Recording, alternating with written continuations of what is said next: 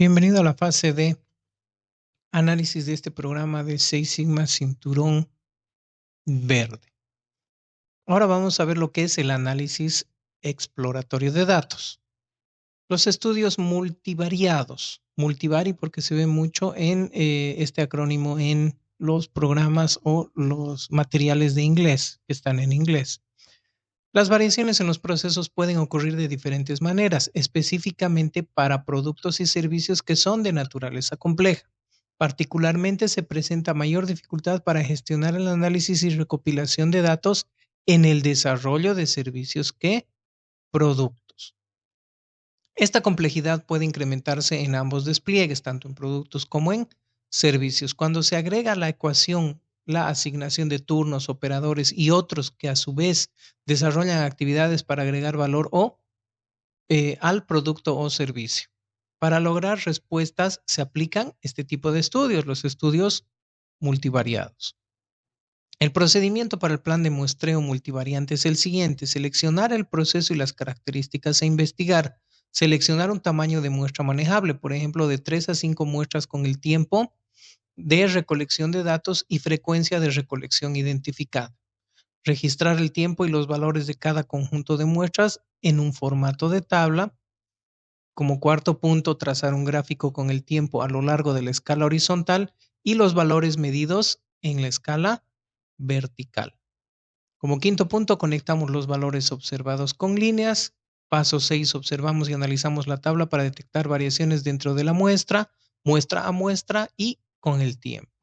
Paso 7, realizamos estudios adicionales para concentrarnos en el área o las áreas de variación máxima aparente y realizamos mejoras en el proceso para finalmente repetir el estudio multivariado para confirmar los resultados. Ejemplo: una compañía que diseña baldosas de yeso desea estudiar el comportamiento de las mezclas con relación a la dureza proporcionada a 3 piezas que integran el producto o la baldosa, en la cual se realizan análisis por triplicado para cada pieza respectivamente. Los datos se muestran a continuación y los procedimientos de análisis en 2 etapas.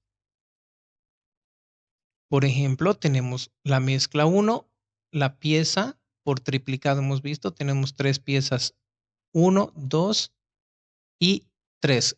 A esto le analizamos la dureza a cada una de las piezas extraídas en un determinado tiempo y hacemos lo mismo para la mezcla número 2 y la mezcla número 3. Evidentemente son diferentes proporciones de mezcla según la materia prima a utilizar.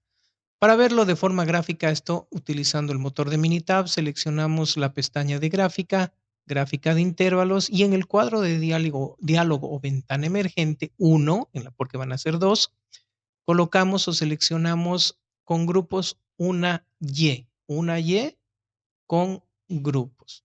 En el cuadro de diálogo número 2, colocamos, por ejemplo, las variables de la gráfica. En este caso sería la dureza y las variables categóricas mezcla pieza. El software nos va a mostrar los valores de cada pieza obtenidos en relación a cada mezcla.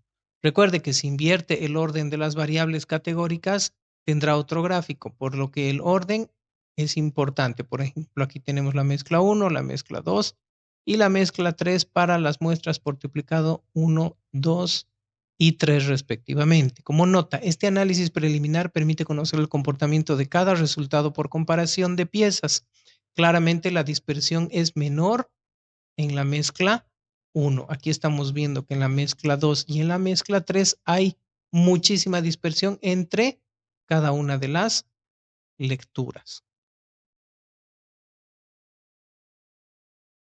Ahora vamos a seleccionar la pestaña de estadísticas, herramientas de calidad, gráfica multivari. En este caso, respuesta vamos a tener dureza, factor 1 pieza y factor 2 vamos a tener mezcla.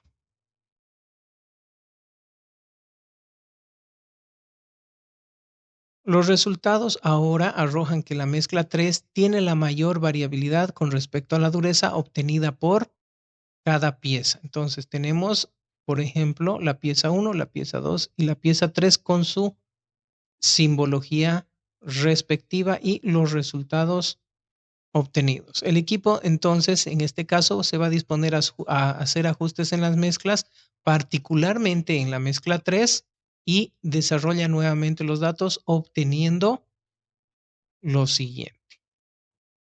Entonces, una vez que se hayan hecho las, los ajustes, en este caso, podemos ver que tenemos una variación, en este caso, significativa. Ahora, aquí podemos ver qué mezcla optaría por aplicar en el proceso después de la optimización.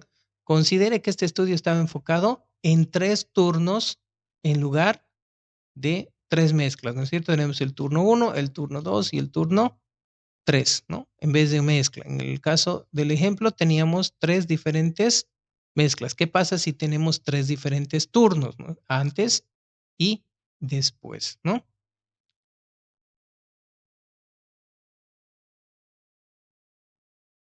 Aquí también podemos ver nuevamente en este caso, las gráficas de intervalos. Tenemos antes y después de hacer ajustes a las mezclas. Aquí es mucho más claro, mucho más visible, donde el ajuste ha sido realizado en la mezcla 2 y la mezcla 3. Evidentemente la mezcla 1 no ha sido modificada. Entonces, en este caso, optaríamos por aplicar en el proceso de qué mezcla optaría por aplicar en el proceso después de la optimización, la 1, la 2 o la 3. Evidentemente ya están muchísimo más ajustadas. Ahora, consideramos también la otra probabilidad que está enfocado en 3 turnos en lugar de mezclas, ¿no es cierto? Estamos viendo que se ha optimizado, evidentemente, el proceso en el caso de que sean turnos y no mezclas, ¿no?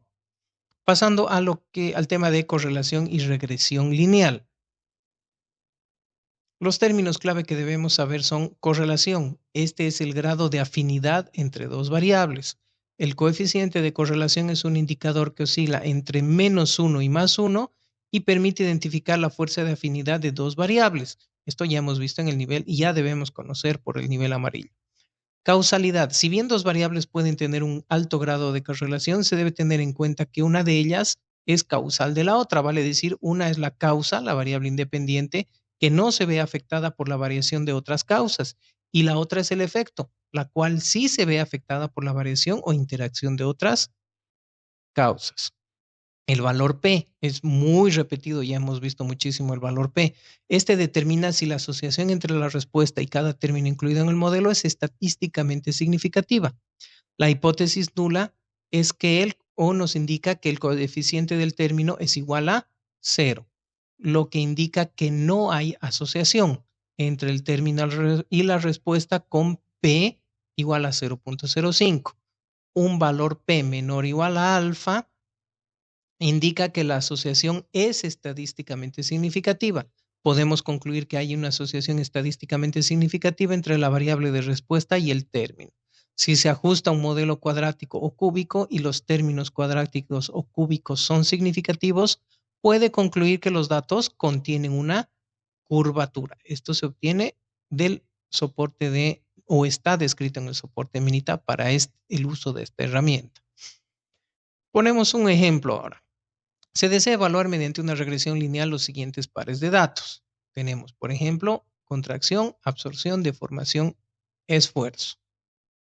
Y la variable X y la variable Y. Los datos de entrada están en el archivo. Adjunto nuevamente puede referirse para verlo de manera detallada. Para esto vamos a la pestaña estadísticas, regresión, gráfica de línea ajustada y en el cuadro de diálogo que nos va a emerger, buscamos o seleccionamos. En el caso de la respuesta Y es deformación y en el caso del predictor es esfuerzo y tipo de modelo de regresión lineal. Damos clic en aceptar y nos muestra tanto gráfica como un resultado analítico, que es lo que siempre muestra. Un resultado analítico y en la parte final de los reportes una gráfica. Por lo general, en algunos casos tenemos que configurarlo, ¿no? Entonces tenemos, por ejemplo, un R cuadrado ajustado del 95.69%, un R cuadrado de 95.83%. Por lo general hay una ligera variación por lo general en estos dos, ¿no? Tenemos un valor P de 0.000, que es menor a 0.05, que es el valor crítico. Y en este caso, por supuesto, la gráfica también nos muestra esos datos de manera explícita. Entonces, nosotros vemos que el valor F es bastante alto, el valor P es bastante bajo, R cuadrado con 95.83. Con los siguientes pares de datos, por ejemplo, tenemos una diferencia.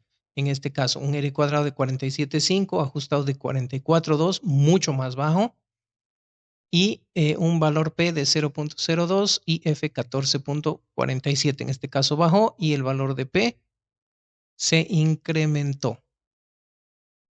Este es en el caso de las variables de contracción y absorción.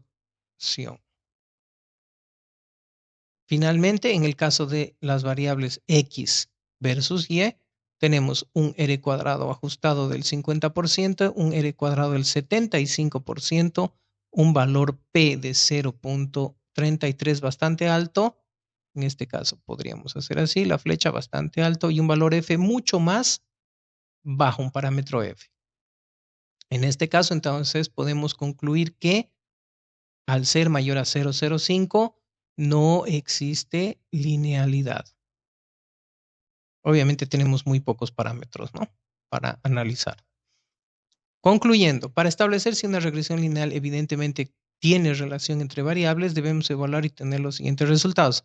El valor F lo más alto posible, el valor P menor a 0.05 y un R cuadrado cercano a más 1 o menos 1. En este caso, menos 1 es cuando es la pendiente negativa, más 1 cuando es pendiente positiva. Si alguno de estos tres parámetros no está dentro de lo esperado, se debe concluir que no existe correlación de datos. Con esto hemos terminado y continuamos en el siguiente video con la fase de análisis.